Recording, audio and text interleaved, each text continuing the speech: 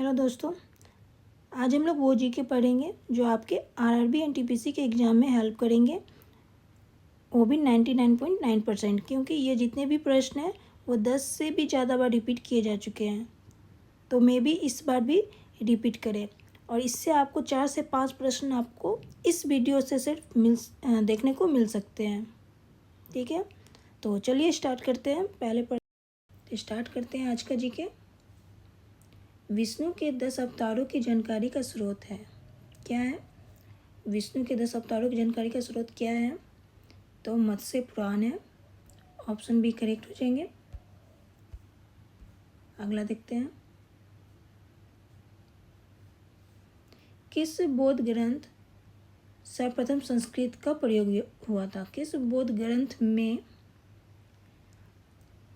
सर्वप्रथम संस्कृत का प्रयोग हुआ था? तो अभिधम्म पिटक में हुआ था सर्वप्रथम संस्कृत का प्रयोग। ऑप्शन सी करेक्ट हो जाएंगे।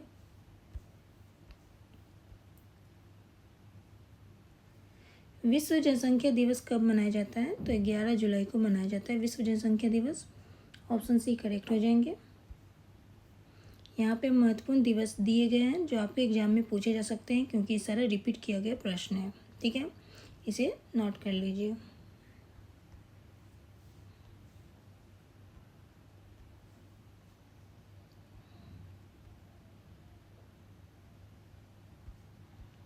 आगे बढ़ते हैं।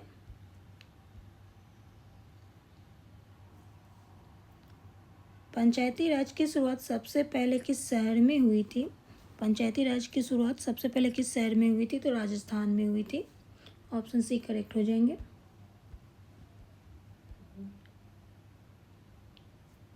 1916 में होम रूल आंदोलन किसने शुरू किया था?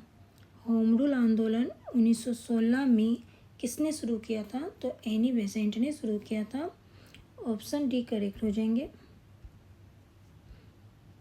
यहाँ पे कुछ इंपॉर्टेंट नोट्स है जो देख।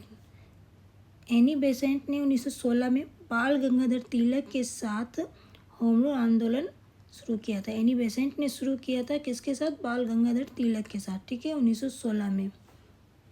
ये तीनों इंपॉर्टेंट है। आगे बढ़ते हैं।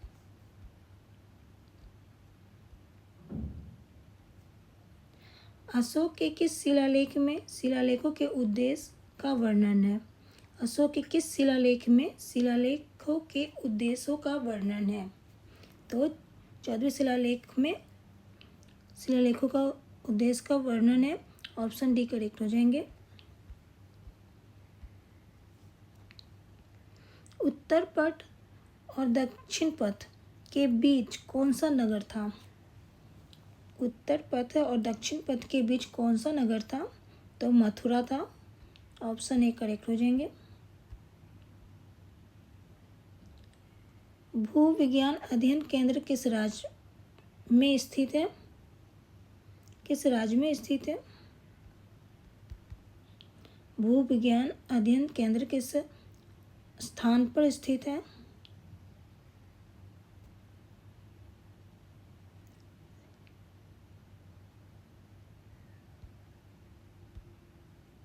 तो केरल में स्थित है। ऑप्शन सी करेक्ट हो जाएंगे।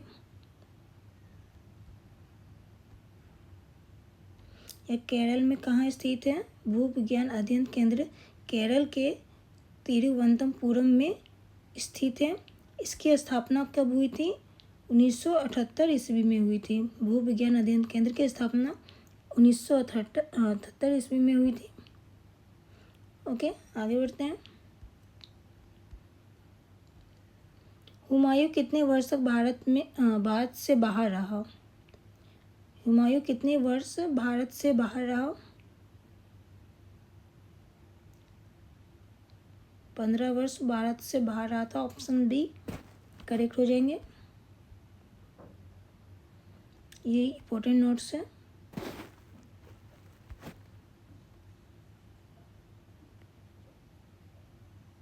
जैसे 26 दिसंबर 1530 को वह गद्दी पर बैठा था।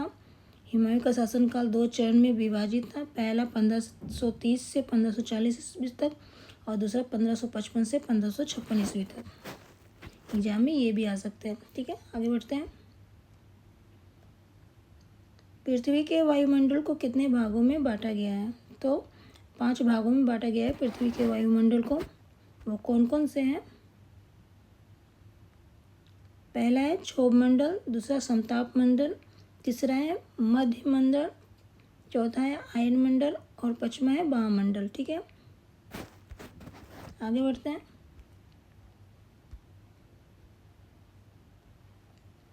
निम्नलिखित में से कौन सा अनुच्छेद राष्ट्रपति के महाभियोग से संबंधित है? राष्ट्रपति के महाभियोग से कौन सा अनुच्छेद संबंधित है? तो अनुच्छेद 61 है। ऑप्शन बी करेक्ट हो जाएंगे।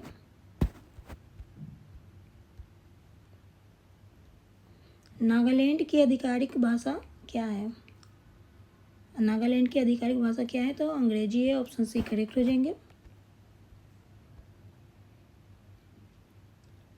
निम्नलिखित में से क्या 73वें संविधान संशोधन की विशेषता नहीं है? इनमें से कौन सा 73वें संविधान संशोधन की विशेषता नहीं है? तो राज्य योजना आयोग 73वें संविधान संशोधन की विशेषता नहीं है। ऑप्शन डी करेक्ट हो जाएंगे। ये तीनों है ग्राम सभा, 3 स्तरीय प्रणाली, राज्य चुनाव आयोग, ये 3 है, बट ये डी नंबर नहीं है।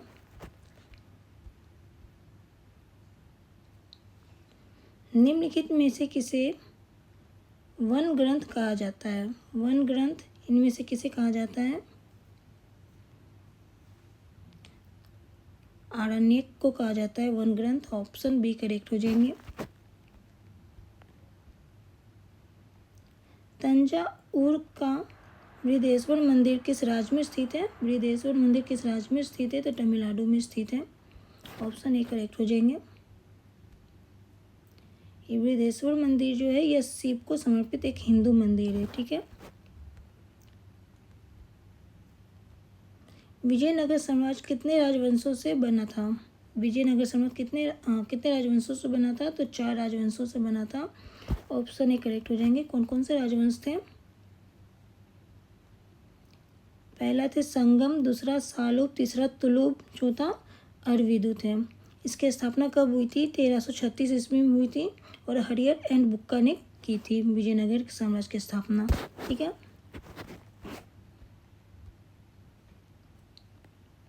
अकबर ने निम्नलिखित में से किसे दीवान ए अशरफ की उपाधि प्रदान की थी? दीवान ए अशरफ की उपाधि अकबर ने किसे प्रदान की थी? तो राजा टोरर माली को प्रदान की थी दीवान ए अशरफ की उपाधि। ऑप्शन सी करेक्ट हो जाएंगे। पुर्तगाली किसकी तलाश में भारत आए थे? पुर्तगाली किसकी तलाश में भारत आए थे? तो मसाले की तलाश में भारत आए थे पुर्तगाली। ऑप्शन ए करेक्ट हो जाएंगे।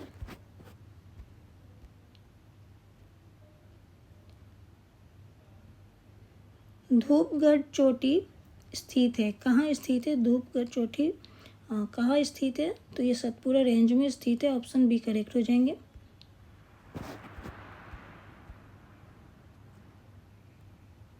अंतर्राष्ट्रीय श्रम संगठन ILO की स्थापना कब हुई थी? अंतर्राष्ट्रीय श्रम संगठन की स्थापना कब हुई थी? तो 28 जून 1919 ईस्वी में हुई थी। ऑप्शन डी करेक्ट हो जाएंगे। इसके इंपॉर्टेंट नोट्स हैं। अंतर्राष्ट्रीय श्रम संगठन संयुक्त राष्ट्र की एक एजेंसी है। यह कहाँ की एजेंसी है? तो संयुक्त राष्ट्र की एजेंसी है। संयुक्त राष्ट्र की यह प्रथम और सबसे पुराना संगठन है। ठीक है, प्रथम और सबसे पुराना है। इसमें 187 सदस्य शामिल हैं। ठीक है, 187 सदस्य देश शामिल है अंतर्राष्ट्रीय श्रम संगठन में। ठीक है, इसे भी नोट कर ले, ये भी मोस्ट इम्पोर्टेंट है।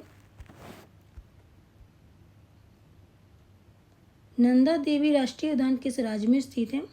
नंदा देवी राष्ट्रीय उद्यान किस राष्ट्र में स्थित है? राष्ट्रीय उद्यान से एक प्रश्न हमेशा एग्जाम में आते हैं।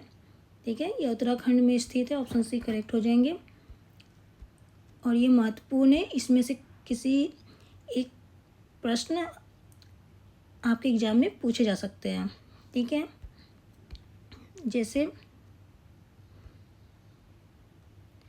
नंदा देवी राष्ट्रीय उद्यान कहाँ स्थित है? तो उत्तराखंड में। गोविंद पशु विहार राष्ट्रीय उद्यान उत्तराखंड में। सुंदरवन नेशनल पार्क पश्चिम बंगाल में। काजीरंगा राष्ट्रीय उद्यान असम में। औरंग राष्ट्रीय उद्यान असम में,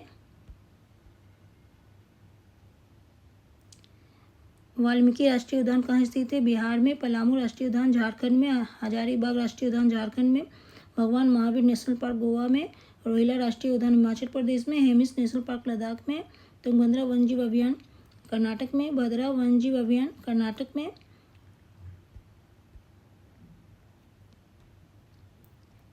अंशी राष्ट्रीय उद्यान कर्नाटक में, पेरियार राष्ट्रीय उद्यान केरल में, साइलेंट वैली राष्ट्रीय उद्यान भी केरल में। इसमें से कोई भी एक प्रश्न आपके एग्जाम में आएंगे ही आएंगे, क्योंकि इससे हमेशा प्रश्न पूछे जाते हैं राष्ट्रीय उद्यान से, ठीक है, या नेशनल पार्क से।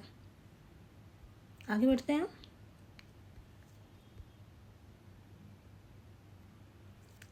राजा राममोहन राय द्वारा ब्रह्म समाज की स्थापना की गई थी। कब की गई थी ये बताना है। राजा राममोहन द्वारा ब्रह्म समाज की स्थापना कब की गई थी? तो यह की गई थी 1828 में। ब्रह्म समाज की स्थापना की गई थी कब? 1828 में की गई थी। किसके द्वारा की गई थी? तो राजा राममोहन द्वारा की गई थी। ऑप्शन सी करेक्ट हो जाएंगे। आगे बढ़ते हैं। कूका आंदोलन को किसने संगठित किया? कूका आंदोलन को किसने संगठित किया था? तो गुरु राम सिंह ने किया था। ऑप्शन सी करेक्ट हो जाएंगे। आगे बढ़ते हैं। दयानंद सरस्वती द्वारा स्थापित है। दयानंद सरस्वती द्वारा कौन सा समाज स्थापित है? तो आर्य समाज स्थापित है। ऑप्शन बी करेक्ट हो जाएंगे। ठीक है, दयानंद सरस्वती ने आर्य समाज की स्थापना की थी। आगे बढ़ते हैं।